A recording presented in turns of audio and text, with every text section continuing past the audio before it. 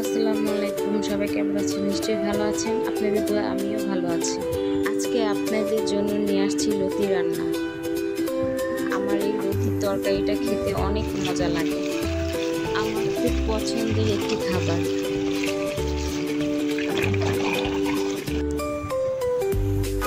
মাছের মাথা দিয়ে রান্না করব।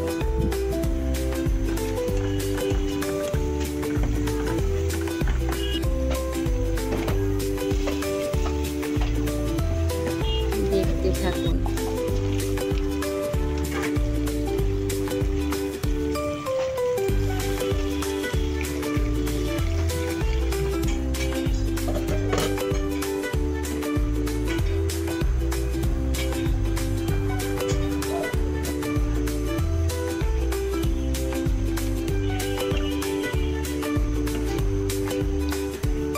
এই তো হয়ে গেল আমার লতি রান্না। সবাই ভালো থাকবেন। আল্লাহ হাফেজ।